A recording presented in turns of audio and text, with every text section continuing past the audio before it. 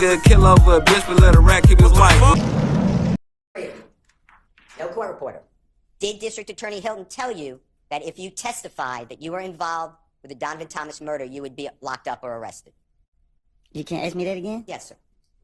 When you, your lawyer, Ms. Bumpkus, and District Attorney Hilton, sir, when you, your lawyer, Ms. Bumpkus, and District Attorney Hilton were speaking, the three of you, just the three of you, did District Attorney Hilton tell you that you would be arrested, locked up, whatever the words are, if you testified to this jury that you had anything to do with Donovan Thomas's murder?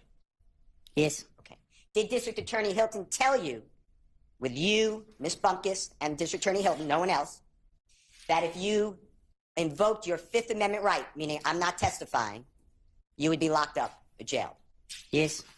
Other than those two things, did District Attorney Hilton tell you you could testify to anything you want or something to that effect, and you would not be locked up? Just tell the jury. Just think about it. I don't know what you just said. That's my. I'm sorry. But there's a bad question. That's me. Thank you for telling me that I was inartful, is my word. Okay. Other than those two issues you just told, I'm going to get locked up if I invoke the Fifth Amendment. I'm going to get locked up if I testify that I'm involved in Donovan Thomas's murder. Other than those two. So if you don't say those two things, then your use immunity kicks in and you would not be locked up for anything else you testified to. Is that how you understood it? Yes. Okay. Now, did you ever ask District Attorney Hilton, why can't I testify if I'm sworn to tell the truth about being involved in Donovan Thomas's murder? Did you ask her why did she exclude that? What you mean? Did you ever ask any question to District Attorney Hilton?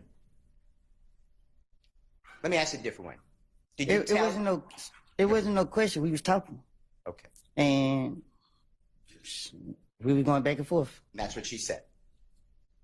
Objection. B. That's fine. That's fine. Sustained. All right. Let me ask you some questions. I'm going back to your interviews or interrogations or meetings, whatever the right word is, between you and law enforcement, whether federal, gang, homicide, okay? I'm going back to those that we saw the recordings for January 11th, 2015 with Detective Thorpe. Do you remember that? Mm-hmm. Okay. And we say, it's just for the yes. court. Okay, thank you. The jury saw the meeting or interrogation, whatever, the conversation on January 28th of 2015. Do you remember that? Yes. The jurors saw the meeting or conversation on February 20th, 2015. Do you remember that? I remember our interrogation that they showed me. Okay. And then the last one would be February 21, the next day, 2015. Do you remember that? Yes. And I misspoke when I said the last one. The last one's really June 10th, 2015. You remember that one? Yes. Okay. I'm referring to those, and I'll make it clear which one I'm talking about. But I would like to talk to you about what you said in those different statements, and then if it was a lie, and then whether the police, the district attorney's office, the federal authorities ever came to you to say that we can or cannot, the word's corroborate, but that means we verified what you said, okay? We didn't verify. That's what I'm going to ask you. A whole series, okay? All right. If I'm losing you, Mr. Copeland, it's me. All right.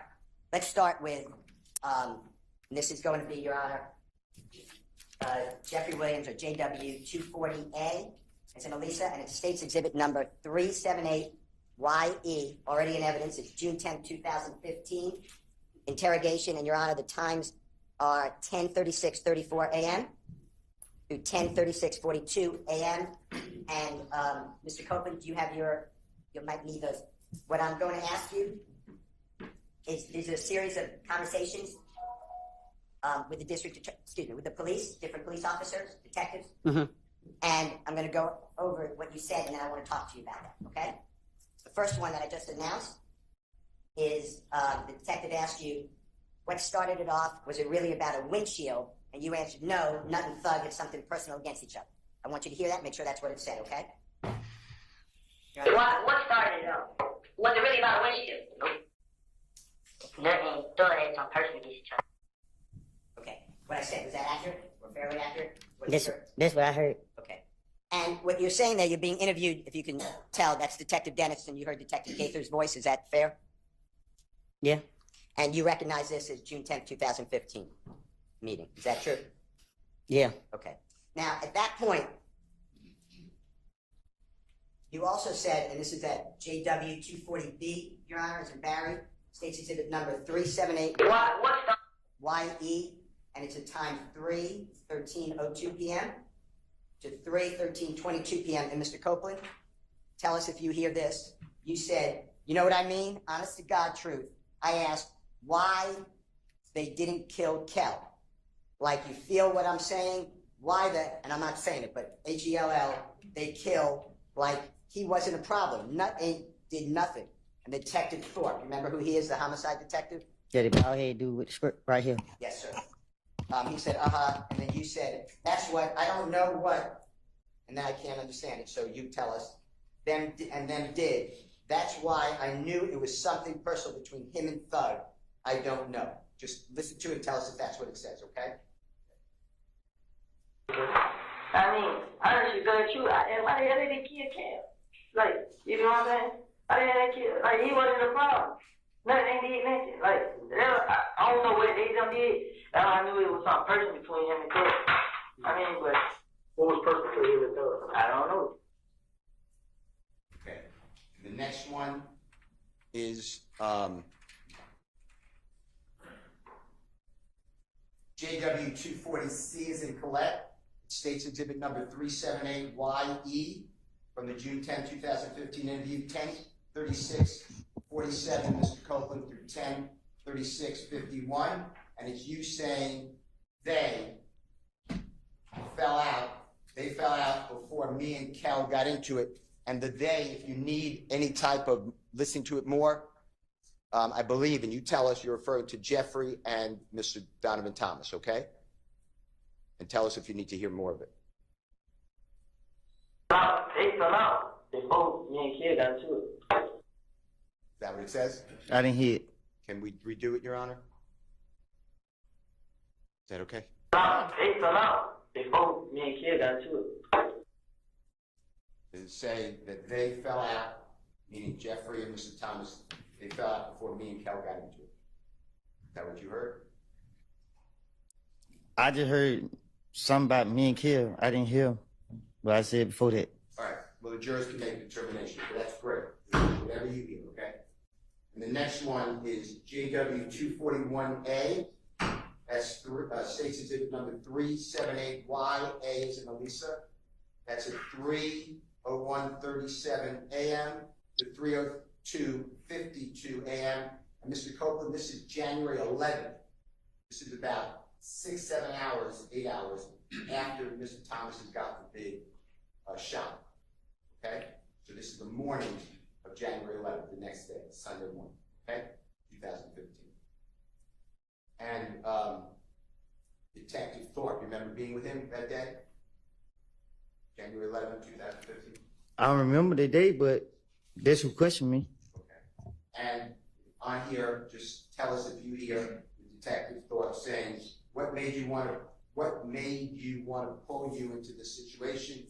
And you said, me and him had a problem in the club. Kel, they say, is the little brother. Me and him got into it at the club, probably about no longer than 4 months. So 4 months before January 2015. Just listen to it, make sure that that's what it says, okay? Tell me exactly what you know dealing with this situation. Like now, no, everything. Tell me everything. What made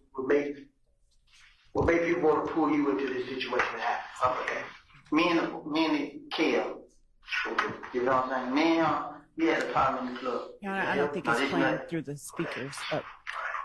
Okay, well, IT's here, and there's not anything I can do about that. They say little brother, but I thought they were just saying that, but they said they real brothers. Okay, let's K-E-L. K-E-L. let's stop for now. They're here, and maybe they can fix it, even though they had